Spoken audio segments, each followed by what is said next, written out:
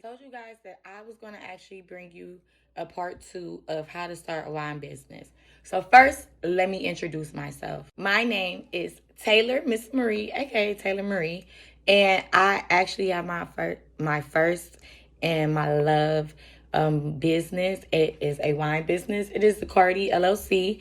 Right now, I do have 5 different types of wine. Okay, so part two is basically once you basically have started getting everything together, you have to know step one, questions and answers. You will have a lot of different people asking you about different questions of your wines.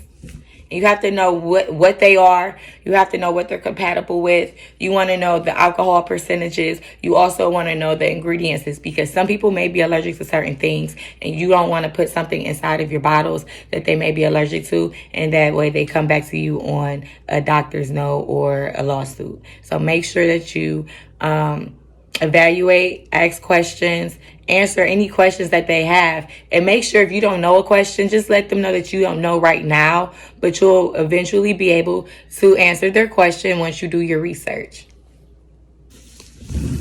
Step two, once you have your bottles, right, it's all about marketing and branding. You want to make sure that what you sell is something that is appealing to your audience, your target audience. Choose your right target audience. If it's an older crowd, make sure that you know what those people like. If it's a younger crowd, make sure you also know what they like, because you want to make sure you have a variety if you have a mix of a crowd, or you want to make sure you have something that's catered specifically for that audience that you're trying to target. You never want to sell something that your audience is not interested in. It makes it harder to sell your product.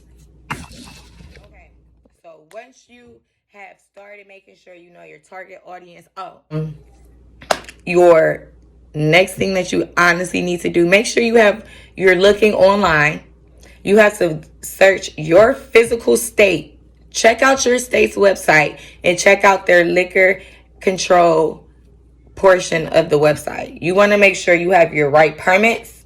You want to make sure you have your right anything, just all your permits. You want to make sure you have your vendor's license. You want to make sure you have your S permits. You want to make sure and your S permits is your shipping permits. Basically what that is you pay, you're going to sign up for your S1 permits and all that.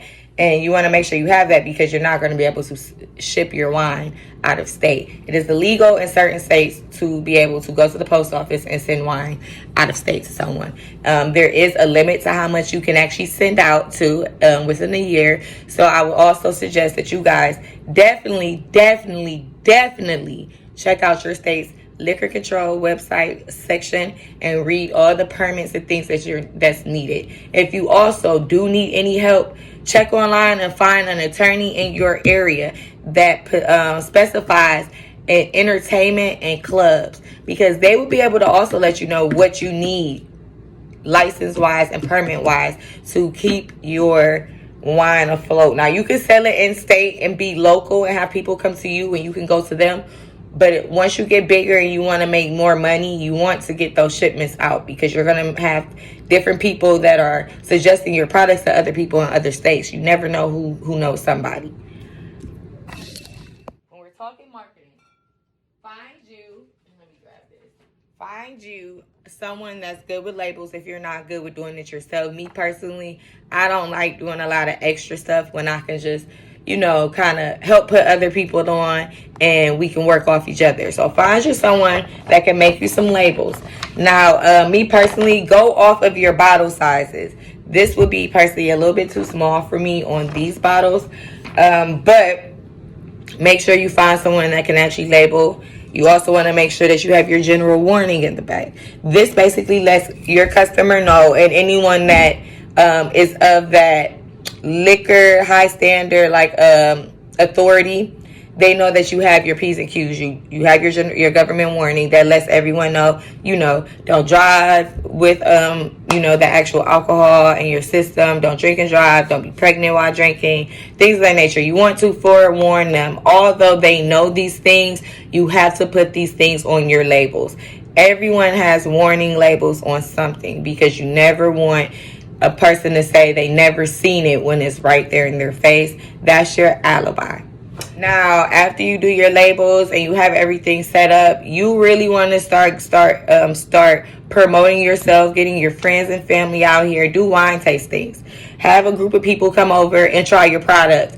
Do like a 4 panel. Have each brand that or each kind that you make, have it out and let people actually come and try it for free before you sell it. That way, you know if your product could be a flop or a good thing. You never want to just make something and not have other people try it before you actually have your brand out there being marketed and sold. Once people try it, it gives them a better idea of who they can go to promote it or tell about your product. You know, for the word, I heard it through the grapevine. You want that word through the grapevine to be positive and good, especially when it's a brand. So like this is my strawberry kiwi Riesling. I got it a little lopsided, but whatever. Make sure you have your covers, your corks. You know, these right here, all you need is like a heat gun and it will actually melt it on here. Your labels, you're just sticking it on. Same thing with these. You want to go off color. Like this is a red wine, so I did it in a darker bottle. It gives it like a classier look. So when they pour it out, it's red. I like my white wines clear so people can see the color and the consistency. They know kind of when you look at a wine how it's going to taste. So, okay, so just remember, we're going to recap. You want to make sure that you are answering questions and asking questions when you are talking to your customers or a potential client. You want to make sure that everything that you have is safe and catered to them so where they can be able to share it to anyone. Also, make sure you're marketing. You want to make sure that you're targeting the right audience and you have the right supply of things that will help sell to that specific audience. You never want to sell something that's not dedicated to that one audience because it may not sell as much. Thirdly, you also want to make sure your labeling is matching with the type of products. You don't want something over the top that takes away from your product, but you don't want something too simple that makes your product overlooked. You want it to be one of a kind. Make sure you're letting people know the alcohol percentages of things. A lot of times people will buy that more because it's higher in alcohol. Make sure you let them know the differences between the whites, the reds. You also want them to know about the dries, the sweetness, and the bitters of it, the taste. Taste will also let your customer know if they want or if they don't want to buy. A lot of times people like sweet wine. If you sell more of a dry or a bitter, they're not going to purchase it. So that goes into making sure that your product goes hand in hand with your customer and your selling. Lastly, find you someone that can help. If you need help with labels, if you need help with flyers or anything of that nature to start your marketing off, find that person in your area. Also, you want to look online for your state under their liquor control section, and you want to make sure that you have everything that's needed as far as for your licensings and your permits. You can also do this by hitting up a local attorney in your area, and most of the time will sit down and talk to you for free as far as like a personal consultation and let you know those things that you would need. After that, they may ask you to pay to work hand in hand, but there's nothing wrong with paying an attorney to help you with things such as liquor, because that sometimes can also get very messy and expensive. So with all of this, I hope you guys have a better understanding of kind of what goes on with the part 2 of starting your wine business. Again, if you have any questions, feel free to comment.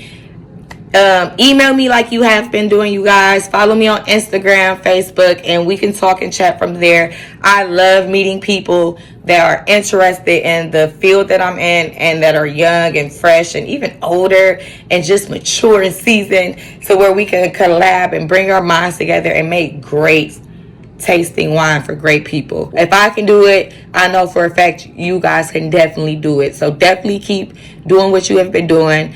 Keep liking and subscribing, commenting, sharing my YouTube, and letting other people know. And just stay tuned, because I will definitely have a part 3. I want to separate my manufacturing and my actual winemaking video separate from this one, because it gets complicated, and I want to kind of do like a step-by-step so you guys can see a little bit. Please stay tuned, and you guys like, comment, and subscribe to the channel.